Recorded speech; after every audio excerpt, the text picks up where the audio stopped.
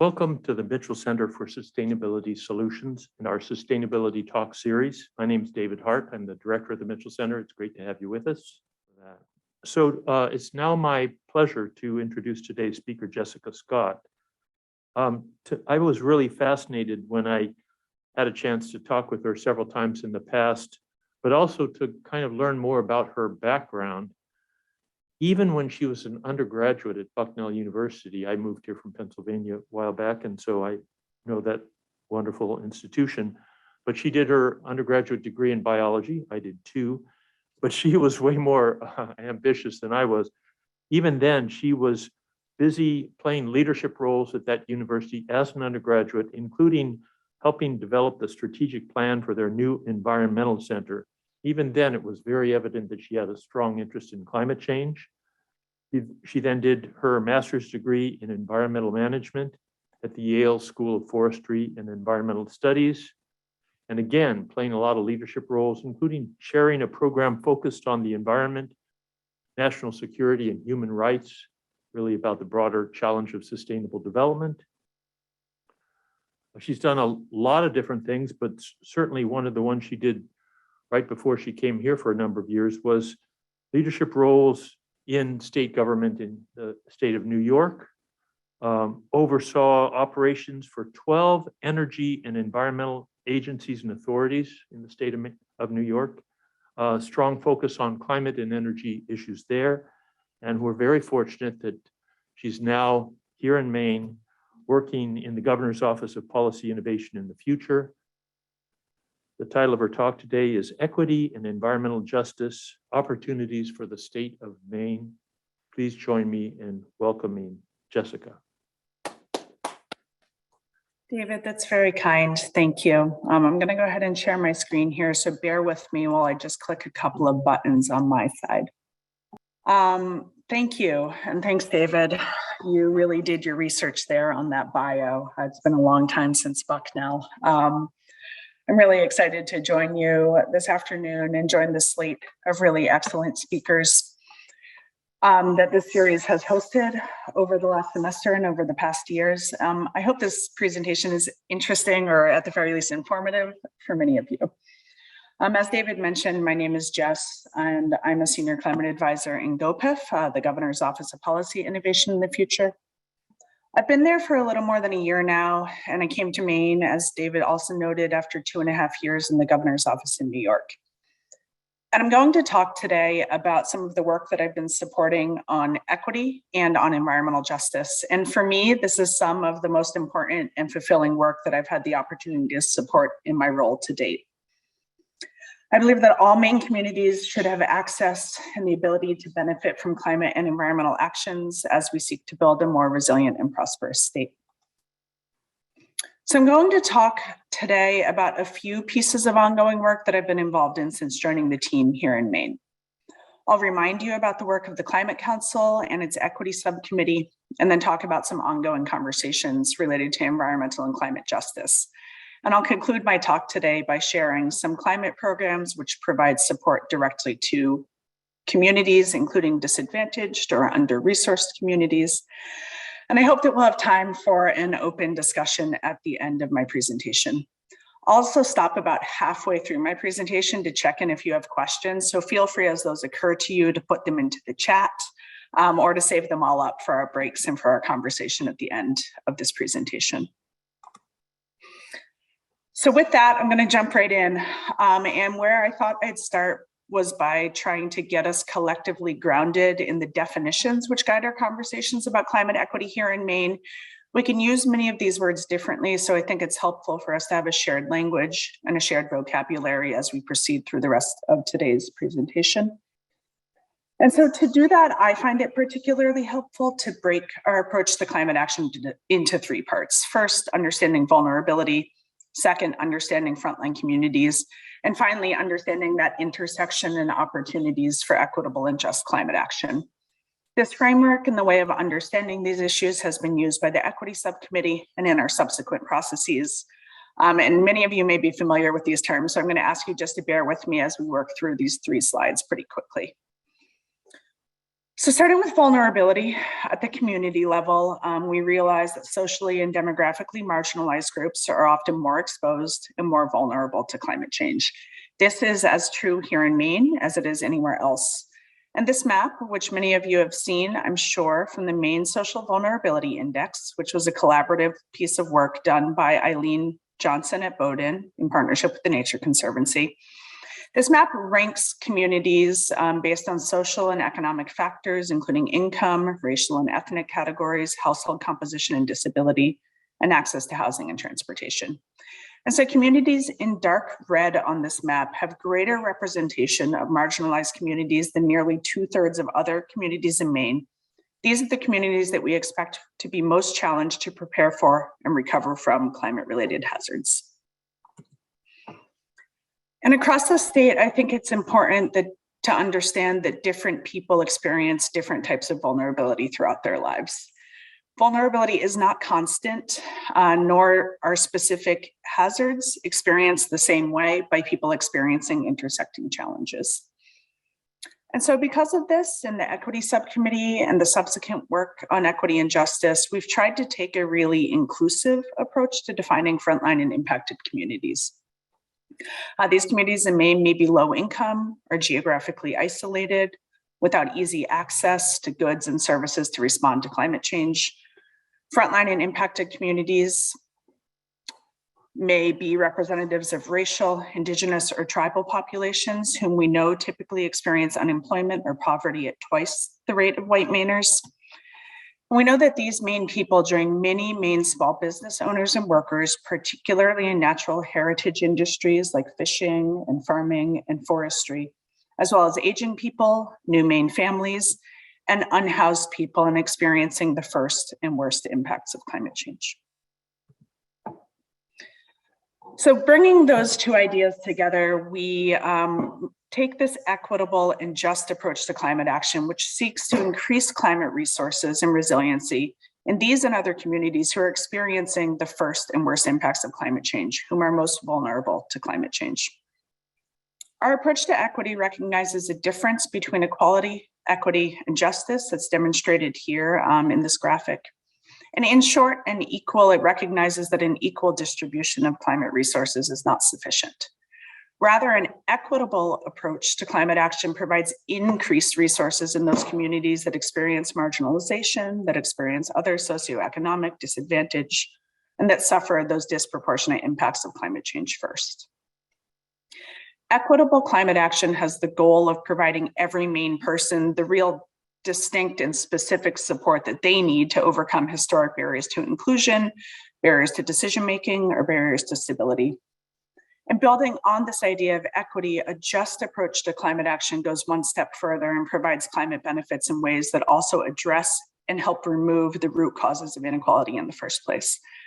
Together, we think these approaches towards equity and towards justice can help ensure that that ultimate goal that all Maine people can benefit from our collective responses to a changing climate. So just to restate and bring us back together to restate the points from that last slide, our approach to climate equity, which has been used by the equity subcommittee and in subsequent work, recognizes first that equal distribution of resources is not enough. Second, that the risks and effects of climate change fall disproportionately upon people of color, low income, and otherwise marginalized communities. And third, that our climate policies should seek to increase well-being and address root causes of inequality.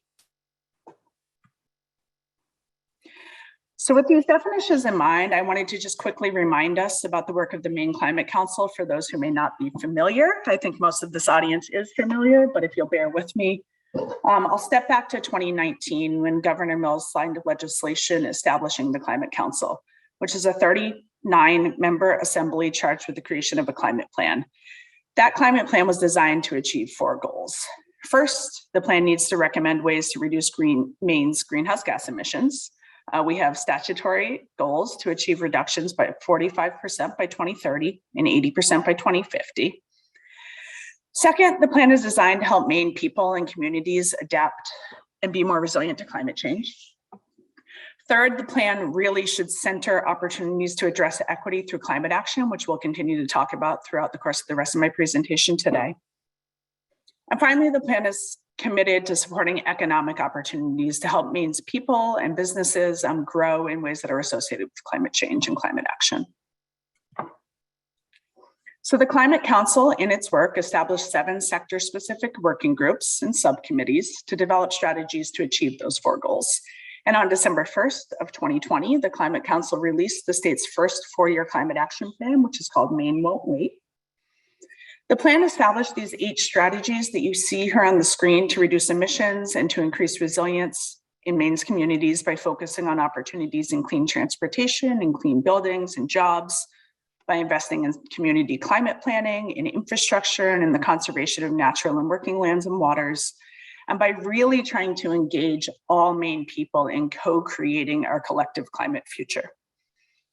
Critically, Maine Won't Wait also established an equity subcommittee to center these considerations of equity in the climate planning process moving forward. And I want to tell you just a little bit about how that committee came about and then talk about its work since the publication of Maine Won't Wait. So we're going to go back in time for just a minute to the months leading up to December 2020, where the Climate Council and its working groups were really thinking about the strategies that they proposed. They had recognized that addressing the climate change in Maine requires all of us to put our knowledge together and to work collaboratively to reduce emissions while creating resilient systems that can adapt to climate impacts, and doing so in ways that do not disadvantage vulnerable groups. Acknowledging the importance of this last goal, the Climate Council asked that an equity assessment be done on the plans and the strategies emerging from each of these working groups on their way to becoming part of the eventual climate action plan. The working groups had really thought quite a lot about many of the ways in which their recommendations might deserve a deep focus on equity, and the Climate Council recognized this thought and wanted to build on it kind of with this more comprehensive equity assessment of the strategies coming out of the group. And so as many of you know, of course, this equity assessment was carried out by the Mitchell Center, and I cannot say how strongly enough this work really provided such a clear grounding for me when I entered the team here. But this opportunity to partner so closely with experts here at the university who could help us do this work with integrity, drawing on national and international expertise and best practices, was really critically important at this stage of our work and in kind of the subsequent processes that we've done moving forward. These partnerships, I think, are really critical, and we're always looking for more ways to leverage strengths of the university. A question that I have for you throughout this presentation is, where are other ways that we could partner with the university to do this work? So think about that, put it in the chat. We'll talk about it later.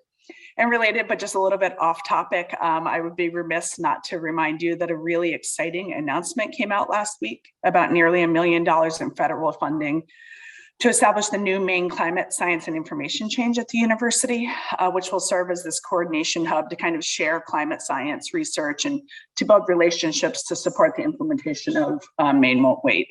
So there's exciting work ahead on all fronts, but I'm going to just get us right back here to the initial climate plan equity assessment, which is what I'm actually talking about.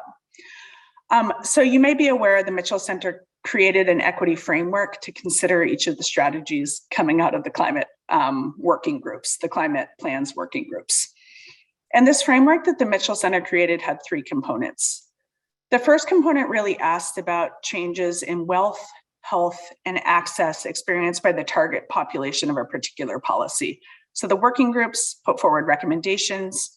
The Mitchell Center then asked of these recommendations a few questions. The first was, what are the social impacts of each of these policies? The second component that the Mitchell Center considered was the different types of vulnerable populations who might be impacted by a particular policy. So how would a recommendation from the working group, a policy recommendation from the working group, impact financially vulnerable populations, or socially or demographically vulnerable populations, or geographically vulnerable populations? And finally, the framework considered participation and inclusion, asking whom would be impacted by each strategy being recommended, and whether participation for vulnerable groups would be adequate, would be meaningful, and would be ongoing. There were a few kind of major findings from this assessment that have shaped the work moving forward, that have shaped how the Equity Subcommittee and subsequently the Climate Council has functioned since Maine Won't Wait. I'll share just a couple with you. So first, on participation, I think the Mitchell Center found that creating venues for vulnerable populations to participate in conversations about equity and conversations about climate change and conversations about the effects of specific proposed strategies is just going to be absolutely critical to achieving our climate goals.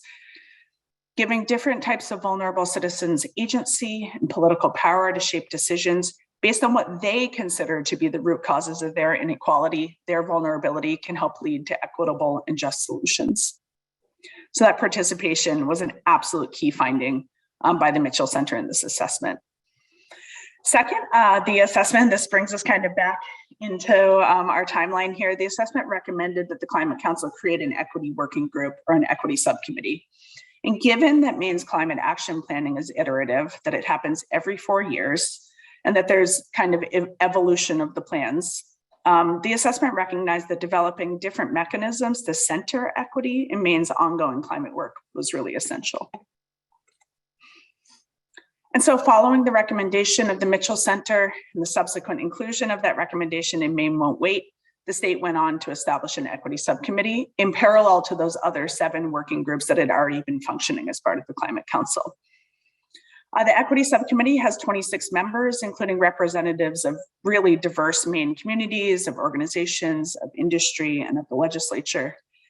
The subcommittee was given the charge specifically of setting equity outcomes for those 8 strategies that we looked at a few slides ago, and with making recommendations back to the Climate Council to advance equity and justice through climate action statewide, as well critically as to monitor progress over time. In developing its interim recommendations, actually, the equity subcommittee found that the framework idea that the Mitchell Center had applied to the working group kind of papers was really helpful. And they developed an equity framework as well to assess each of the 8 strategies that had come out of the climate action plan.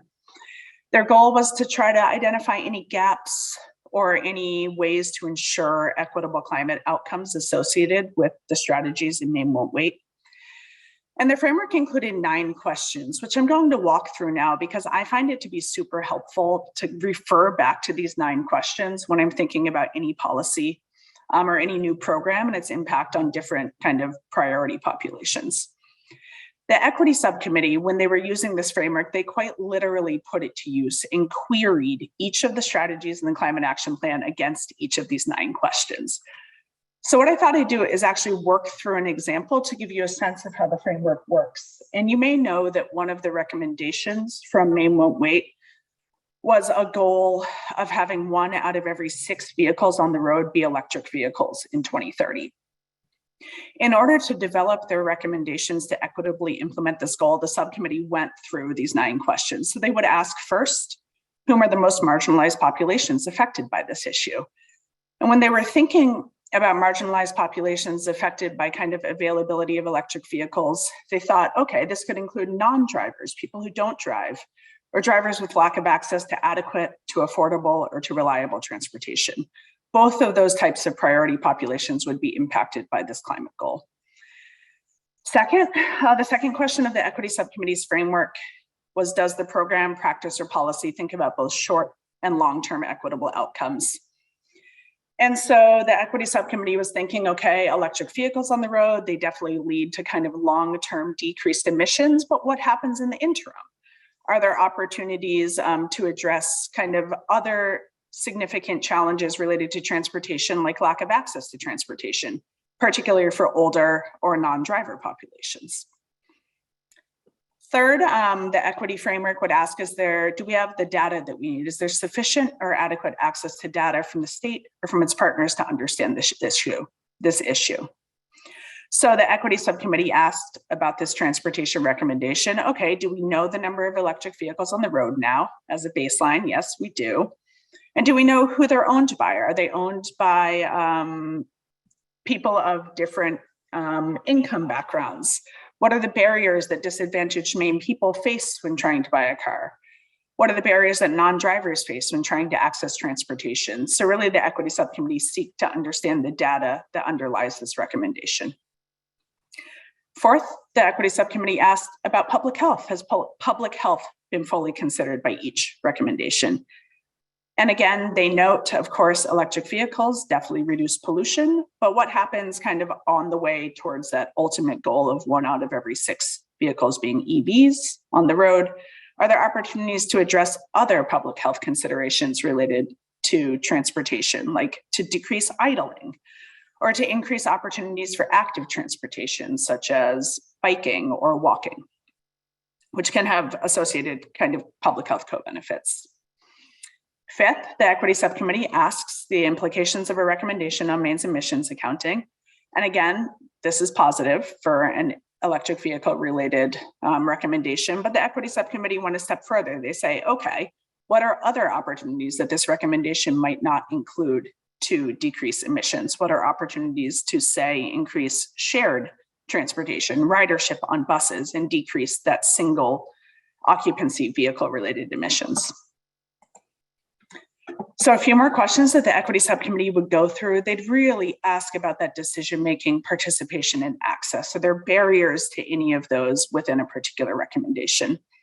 And the subcommittee was reasonably clear that for this electric vehicle recommendation, it on its own did not address necessary financial barriers for low-income drivers or other barriers to inclusion for low-income populations.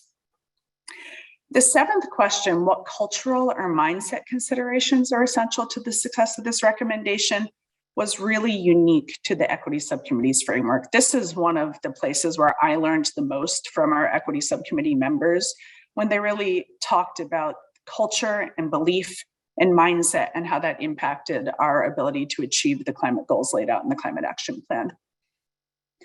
With regards to electric vehicles, I mean, we all know people who don't believe that electric vehicles meet their driving needs, who might be slower to adopt new or unfamiliar technology, or who have really critical transportation needs that just cannot deal with any sort of uncertainty with regards to a new type of transportation. These cultural or mindset barriers are really as important to the success of this goal as overcoming technical barriers like access to EV charging, or technology barriers like, does this car have enough mileage? We've really got to also work together to think about different cultural or mindset considerations related to each climate goal. The Equity Subcommittee, as its 8th question, would ask if there are ways to address historic inequities in this recommendation, and if so, how? And so they discussed the ability to provide additional funding for vehicles, for example, to low-income people, or to prioritize the installation of EV charging for people who rent or people who live in affordable housing and don't historically have access to that kind of at-home garage-based charging. And finally, the Equity Subcommittee asked for each recommendation, are the impacts that people outside of Maine understood and factored into the recommendation? And with this electric vehicle goal, these impacts included understanding battery technology, understanding kind of where critical metals come from. And the subcommittee also used this question to talk about intergenerational justice when relevant, to really think about that longer next generation timeframe of some of our climate recommendations. So that's pretty intense. And what happened then is, from the answer to all of these questions across all of the recommendations, the subcommittee developed recommendations. They developed 57 recommendations over the course of the past year for all segments of the Climate Action Plan. It really sought to address kind of gaps or inadequacies in process, in the distribution of benefits, or that sought kind of specific ways to address disproportionate historical burden. And throughout this whole process, there was a fair amount of engagement with members of the public. And I wanted to talk just a little bit about how that public engagement worked, because of the real significance of creating meaningful opportunities for engagement, of taking kind of opportunities for informing decision-making into communities that might not usually participate in processes. The subcommittee really was hoping to reach those specific members of those communities, folks who might not show up to a formal public meeting, who might not kind of generally participate in a public comment period. And they decided to use their own social and professional networks and connections to talk with members of their own communities regarding the goals of the subcommittee and to get feedback related to the recommendations that they'd written. So they quite literally took these conversations in communities across the state, into their libraries, into kind of their town boards, into kind of neighborhood or church environments, and then also into professional environments, really disaggregating feedback on the equity subcommittee's recommendations, rather than solely asking that different invested community members show up, attend certain scheduled meetings, either online or in a central location. And so we absolutely did that also. We ran a traditional kind of public presentation. We took public feedback. Many of you probably attended that meeting and provided feedback. But we knew that this session could have been difficult to access and unfeasible for some historically represented or frontline Maine communities. It might have been at the wrong time of the day. Folks may have not had the opportunity to take time off work or had access to adequate internet connection to join that meeting. And so by at the same time centering the feedback process in Maine communities and using existing social connections and strong ties held by the subcommittee members, the equity subcommittee was actually able to operationalize their goal of procedural equity in the process of generating feedback on these 57 recommendations. So how has that all come together? How has the equity framework and these 57 recommendations and public feedback come together? I'm sure it's likely that many of you have seen the draft interim report, which was adopted by the equity subcommittee at the beginning of this year and presented to the Climate Council just last month. In addition to the 57 recommendations that were generated, the report proposes a process to continue this work, to refine these recommendations in collaboration with the Climate Council's working groups, and to develop metrics to track equity moving forward. We expect that that work will conclude by the end of this year, and what it'll conclude with is a set of refined recommendations and a set of associated metrics for adoption. The goal moving forward, of course, is to kind of integrate consideration of equity more fully into the development of the climate action plan, rather than running somewhat of a parallel process, and to help ensure that this and future climate plans provide benefits which are accessible to all Maine people. So with that, I'm going to conclude the first part of my presentation about the Climate Council, the Equity Subcommittee, and its framework, and switch gears just a little bit to talk about conversations about equity that have been occurring outside of the Climate Council over the past year. Specifically, I want to tell you just a little bit about an ongoing conversation on environmental justice and some recent action by the legislature. But before I do that, since I've been talking for a while now, I want to pause and check in for questions or comments about the Equity Subcommittee. And maybe we can just stick and see if there are any clarifying questions for now and save more of those discussion-oriented questions for the end of this presentation. So if there are any clarifying questions, maybe I'll look to Linda or someone else from the team to help let me know if there's anything for clarification. Jessica, this is wonderful, really wonderful. A number of the questions have been so far, just want to know where they can get more information. And lots of other things will be coming up, but people are so interested in what you're saying. They're saying, where can I find this? Cool, Linda. I will absolutely, once we kind of get through the next section of the presentation, drop a bunch of links into the chat. So everyone can have access. You can Google the Equity Subcommittee. Their interim report is linked. And it has reference to these frameworks and to the process that we've used so far to get here. And just one other thing that people, as they're trying, taking in all this great things is, could you just say a little bit more about how you reached those hard to reach populations? And it's fine to say you're going to talk about that in the next part, but.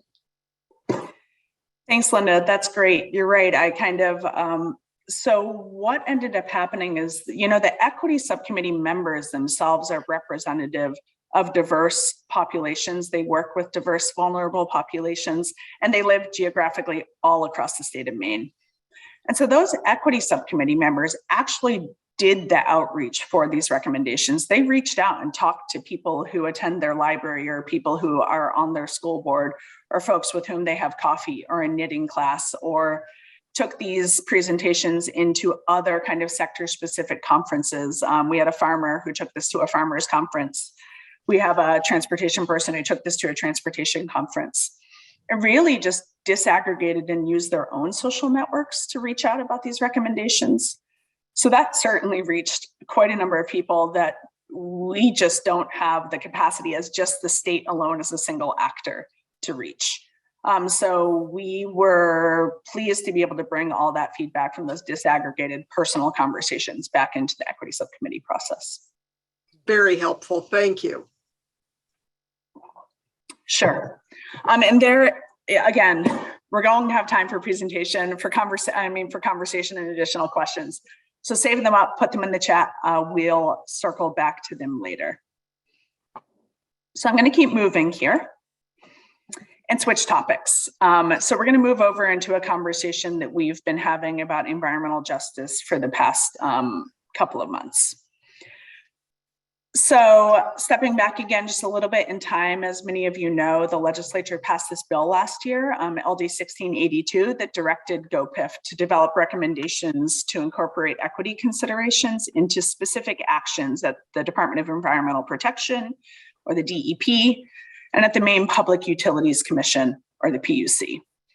The bill also directed us to define environmental justice, to define frontline communities, and to define environmental justice populations, and to propose any legislation necessary to adopt those definitions or to implement those definitions into action. And we were directed to do this work in collaboration with many other state agencies and with stakeholders and members of the public. Since the conclusion of this work and our presentation to the legislature, which happened just earlier this month, somehow lots of things have happened in March, a new bill has been introduced called LD 2018. And I'm going to tell you just a bit about how we arrived at the bill language in LD 2018 and what that bill language does. So I want to start though with process, just so you understand how we got there. So following the passage of LD 1682, that original bill, GOPIF held 3 virtual forums, kind of convenings to ask stakeholders how they understood environmental and climate justice concerns here in Maine. I think actually a lot of you may have participated in those forums. I see some familiar names and faces here in the participants today. So as you know, the DEP and the PUC participated in these forums, and over 100 people attended or registered for each of these meetings, representing environmental justice, climate action, public health, and other organizations representing tribal nations, members of low-income communities, younger and older Mainers, and representatives from different state and quasi-state agencies. In addition to these 3 virtual forums, we again really conducted these individual consultations with individuals and organizations engaged in climate and environmental justice. These included representatives from the Permanent Commission on the Status of Racial, Indigenous, and Tribal Populations, other representatives of tribal nations, and representatives from organizations engaged in environmental justice and related advocacy statewide. Finally, GOPIF convened this interagency working group in parallel to the stakeholder engagement process. So inside of state agencies, we are still working to develop sophistication with the many different ways that environmental and climate justice impacts our work. This interagency internal working group gave us a space to collectively learn and to educate one another on different ways to address this legislative directive and to kind of adopt our future legislative proposal. Stakeholders put just a huge amount of energy and thought into the participation at these meetings that we held.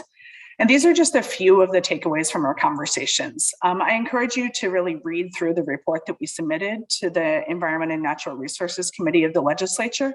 I'll drop that chat into the link a little bit later for a full picture of the thoughts, the ideas, and the experiences that were shared during these public convenings.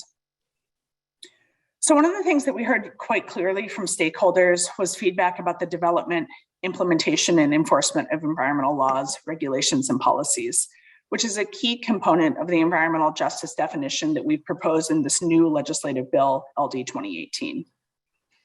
Stakeholders also reinforced kind of our general understanding of frontline communities as those first and worst impacted by climate change, and as sharing the same underlying features of vulnerability that help to identify communities experiencing environmental justice concerns. So LD 1682 gave us a way to look specifically at environmental and climate burdens impacting Maine communities, but stakeholders helped us put those burdens within a broader context of intersecting vulnerabilities. So for this reason, we proposed both a general definition of frontline communities in LD 2018, this new legislation, And we believe that our proposal to define environmental justice populations, which you'll recall was also directed by the first bill, LD 1682, we believe that that definition will help identify Maine people experiencing different vulnerabilities which intersect with both climate and environmental burdens. So we have environmental justice, we have frontline communities. They look at both of these classes of burdens, but what underlies disproportionate kind of experience of these burdens is social and demographic vulnerability. That's our premise so far, and we're going to continue to work on the development of that premise under LD 2018. Finally, it was really clear from stakeholder feedback that community engagement and agency decision-making has to be done in close partnership with communities on the ground. And so we also developed a proposal as part of this legislation to create a new community engagement team at DEP. I'll come back to that in another slide or two. So what then does LD 2018 actually say? First, it defines environmental justice here on screen as the fair treatment and meaningful involvement of all people, regardless of race, color, national origin, or income, with respect to the development, implementation, and enforcement of environmental laws, regulations, and policies. There are two phrases in here, fair treatment and meaningful involvement, which are defined further in statute. And for those of you who recognize this definition, it is indeed the EPA's definition of environmental justice as it currently stands. So the Environmental Protection Agency, their definition of environmental justice has been adopted by 24 other states in statute to guide their work. And we determined through our stakeholder process and through interagency conversation that there are a number of reasons for Maine to adopt a nationally consistent environmental justice definition. First, we wanted to ensure that Maine citizens and agencies can qualify for future federal environmental justice grant opportunities and other programs without needing what would have been documentation to explain why our definition was different, what language differences, what those meant to Maine, and how those differences are interpreted. This kind of allows this national consistency, allows federal and state pass-through benefits to reach EJ populations in Maine much more quickly. Adopting a national definition also just kind of aligns with the way that we manage other programs, specifically other federally delegated programs. Allowing for the shared terminology and language across other environmental programs that the state interacts with can be really helpful. It also allows us to evolve with federal changes, which is really important because there's ongoing work right now with the National Environmental Justice Council to update this EPA definition. So we have the current EPA definition. It's much easier to roll it over to kind of account for this national process going on to update this definition nationally. And finally, I really do think that this definition is inclusive of the majority of the feedback that we received through our stakeholder process, which was really important as we considered various approaches. We also define frontline communities in Maine, and we often talk about those communities, as I mentioned before, as those people who are first and worst impacted by climate change and may not be as easily able to respond. These communities can include people impacted by the energy system, or people made economically vulnerable by climate change, or people who are at risk from physical changes like sea level rise or extreme weather.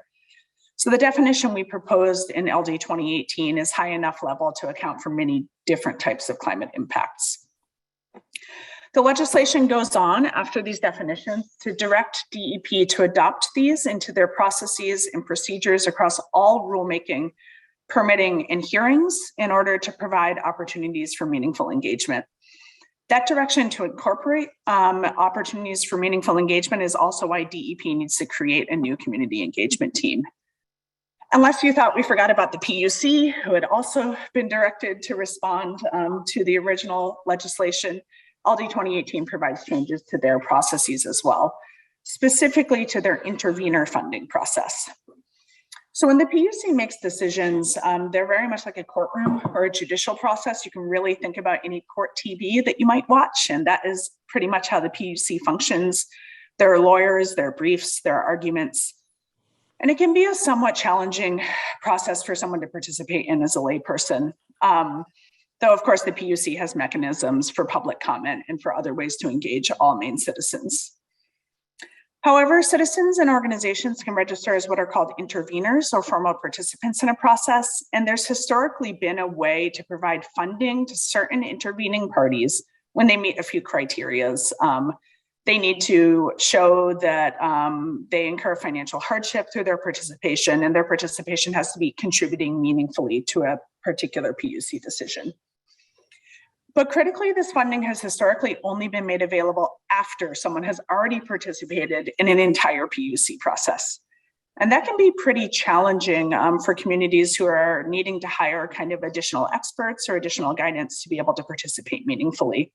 So LD 2018 proposes to make this funding available upfront for financially impacted communities and really to take into deep consideration opportunities to further engage environmental justice communities and allow them to kind of meaningfully engage in this process. And just expanding kind of a bit more on the report that accompanied LD 2018, this community engagement team is really important. We also proposed the development of environmental justice action plans by DEP and the PUC. We proposed a process to develop a definition of environmental justice populations, which you can think about as being the who and the where of environmental justice. So whom is impacted by different burdens, where do they live, and what do state agencies need to consider when working with these populations? And the report also references that just that this work is occurring within the context of other work ongoing at DEP, at the PUC, and across state agencies. So the DEP, for example, is developing a portal right now that is expected to contain all of the information that a participant, that a constituent, or that a citizen might want to know about any DEP decision, a licensing or a rulemaking process, facility information, and more. So basically, if you want to see the status of a particular decision, if you want to access documents that have been filed with a particular decision, to submit public comments, or to sign up for email notices, you will be able to go to this DEP portal and do it all in one place. Also, if you want to see data from a particular licensed facility that they're required to report on an ongoing basis to the DEP, you'll be able to find it here in this portal. It'll take some time to develop. This is really a fundamentally different way of increasing transparency and access to all of the documents that DEP uses to make decisions. But you can see that it could be really important to allow more participation in those processes. Over at the PUC, the Commission currently has a rulemaking underway right now to increase funding for the Low-Income Assistance Program, which helps eligible low-income Maine people reduce household utility costs. And in addition to just increasing funding and access to this program, the PUC is going to consider further opportunities to engage particularly impacted communities to ensure that they actually have access, the ability to access this low-income assistance. And I think it's worth further kind of situating Maine's work within this ongoing federal work in this ongoing federal context. There's been just a huge amount of federal work proceeding in parallel to this conversation that we've been having, led by GOPIF and here in the state on environmental justice. And we expect that that federal work will update the definition of environmental justice, as I mentioned, but also develop definitions for disadvantaged communities, for frontline communities, for environmental justice populations, and probably also for energy equity or energy justice. And these definitions are expected to result kind of in federal policy, in federal programs, and in funding guidance that flows down through state agencies and influences the work that we do. And so for this reason, we proposed, I think, somewhat of a moderate pace for the Maine specific work, thinking about building really a foundation of definitions, a foundation of procedural considerations upon which we can then layer this consistent national federal guidance that's coming down from Washington. That being said, I wanted to share just 3 specific examples of ongoing federal work because I think that they can be helpful tools as we think about how environmental justice impacts Maine's communities and also impacts communities nationally. We have the EJ screen, which many of you may have seen, which is an environmental justice mapping tool that contains kind of a nationally consistent database and a way to combine environmental and demographic factors to look at a specific geography. So that just went through a really significant update, and it now includes indices where it overlays specific environmental burdens with specific kind of vulnerabilities from the social and demographic data set. The tool does not identify EJ populations kind of specifically, but rather lets you go in, choose the geography that you're interested in, and then see how people in that geography are experiencing different forms of vulnerability. The White House also just published a brand new tool called their Draft Climate and Economic Justice Screening Tool. And this is supposed to be helping federal agencies identify disadvantaged communities that are marginalized, that are underserved, and that are overburdened by pollution. Again, we have a nationally consistent data set in this tool, and we look at socioeconomic, environmental, health, and climate information to inform decisions that might impact those communities who are identified as disadvantaged. This tool is going to provide really important information for the implementation of the evolving Federal Justice 40 initiative, which I'll talk about in just a minute. I also want to just point you towards the science and let you know that the EPA Science Advisory Board is considering right now cumulative impact analysis and developing guidance for a standard way to do this analysis.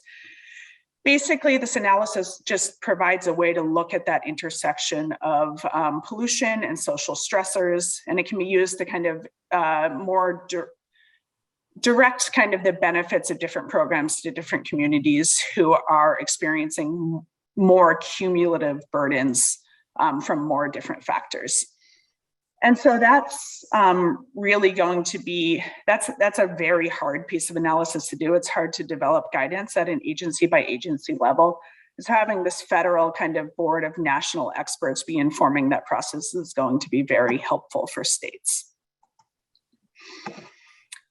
So that brings me kind of into the conclusion. We're in the home stretch here. Really appreciate you all sticking with me so long. I want to say, like, what's next for all this work that I've described this afternoon? So for LD 2018, first, that piece of legislation, it has been voted out of the Environment and Natural Resources Committee. It was a divided report, so those reports will be considered by the legislature in full session in the weeks ahead.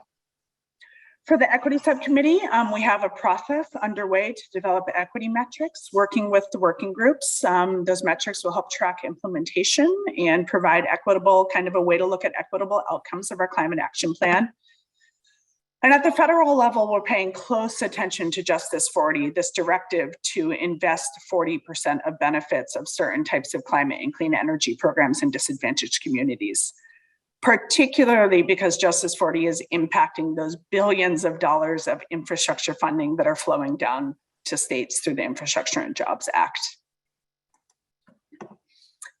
And I wanted to wrap up by sharing some related opportunities which provide support directly to communities.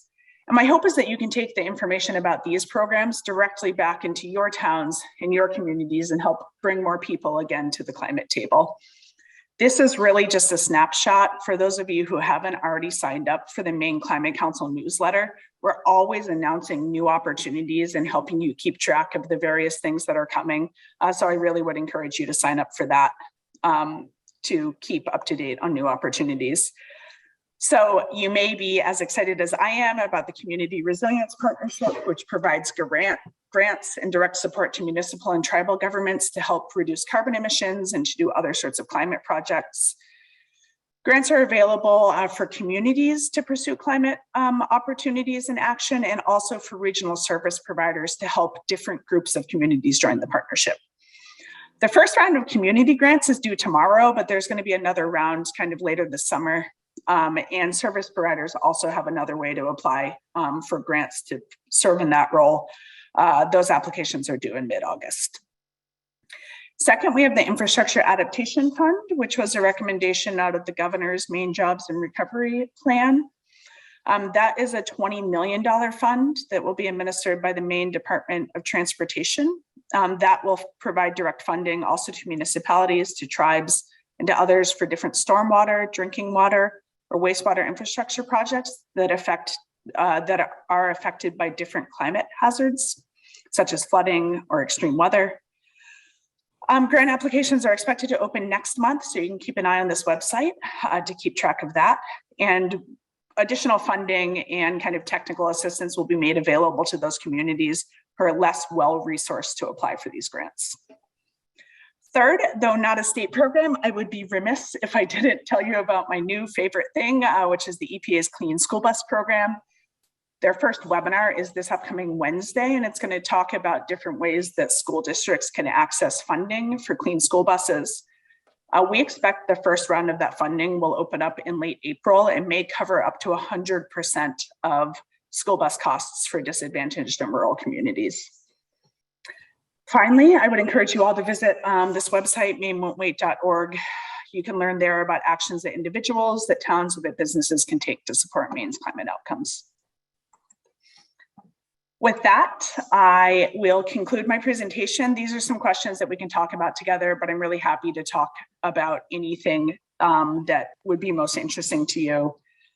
I'm really interested in ways that universities can continue to partner with us to do this work and to partner with really specifically with communities to do this work. I know so much of that good work is at the Mitchell Center. So I want to once again, thank you for your leadership.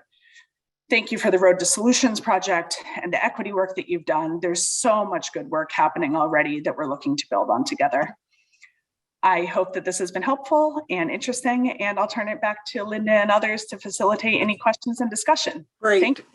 Can we all, even though Jessica can't see us clapping, can we all clap and say, this was just a fantastic talk to help us all learn and think about things. It's just great. And David started out when he introduced you talking about your background, the leadership, strategic planning that you did, and also all the work that you did in New York. And so one of the questions, people are thinking about is, how's Maine different from New York? And what were there things that we should be paying attention to from there? Or sort of how are you sorting all that out?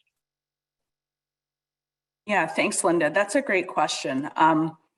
New York and Maine and many other states participate with the EPA in conversations about environmental justice, and kind of all of our feedback and experiences feed up into these national conversations.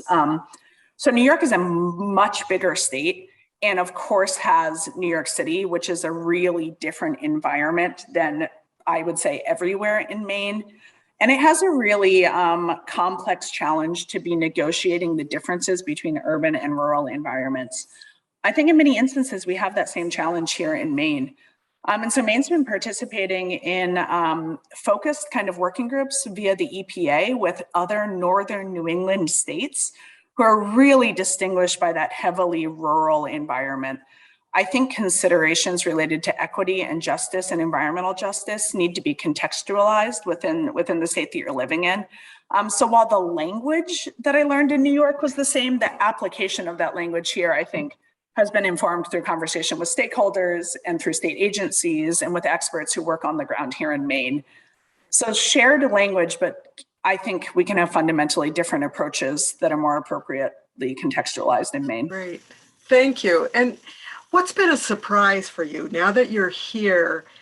Have there been things that have been a surprise, taking all the knowledge that you have, and has it taken time to think about sort of what does this mean for Maine? Oh, absolutely. And I'm still learning every day. I have these conversations and consultations we had as part of the EJ process and in the equity subcommittee have been so informative to me personally, but also to this process.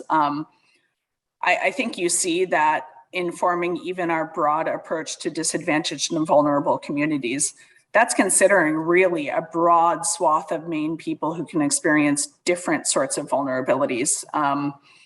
The focus on our natural heritage industries has been really important to me, particularly thinking about that question 7 in the equity framework, what cultural or mindset considerations influence our kind of equity recommendations. So I think quite a lot about the deep history of those industries here in Maine and the role they play in this conversation. I just learn so much every day through these conversations and others. That's so great. Thank you. I mean, one of the the terrific themes in your talk is about, this is about putting our knowledge together, and it's about all Maine people. And I kept thinking about hands, you know, how do we weave all of this together? And one of the things that's very interesting about Maine that we hear about over and over again is there are a lot of people from away who come here in the summer, who envision Maine as a place they want to be. And you made the very important point that we need to put knowledge together. Is there a role, is there something we should be thinking about in terms of tourism as a major industry and what all that means for climate in Maine? Linda, that is a great question. I'd be really interested in hearing what other folks here in the presentation have to say about that. But looking at just one specific kind of example that occurs to me, there's this project called Electric Destinations. And again, it's kind of focused in that EV space. And a lot of northeastern states, basically their kind of destination locations have been able to kind of populate information on a map when they have an EV charger. And so what they're starting to do is say, hey, I'm an environmentally friendly destination for people who may be driving from out of state to come and like stay at my Airbnb or come to my historic site or come to my state park. And that's one, I think, opportunity where tourism can actually benefit from climate, but climate can also benefit from different kind of exposure of different tourism opportunities. So that's one thing that I know is happening in many northeastern states, but I'd be super curious if other folks have ideas as well. And one of the things that a number of people were interested in is you talked about, again, every Maine person, that's really important. And that it was important for people to use their own social networks and professional networks and things. And so one person was really interested in understanding, have you thought about, has there been effort to involve, say, the Rotary or senior college or all these different kind of ways that have been gathering possibilities for Mainers? You know, that's a great idea. I love both of those ideas. I am going to take those back and figure out relationships. But just the other day on an interagency kind of update call, the Maine State Library was like, hey, we have 255 libraries across the state. We've been surveying them and they've said, we're really interested in climate impacts and in talking with the people who come and use our libraries about climate change. What can we do here? And hey, we're already a convening place for different community conversations. Is it possible for us to maybe share information about different public hearings or share information about different programs? So I think that finding those trusted voices that are already active in local Maine communities and communicating through those voices is some of the best work that we can do. Yeah. David, I know I've used up all of our time. Did you have a question? No, that was perfect, especially the part at the end, Linda. I know that really speaks to something so important to you and that you've been leading for a long, long time.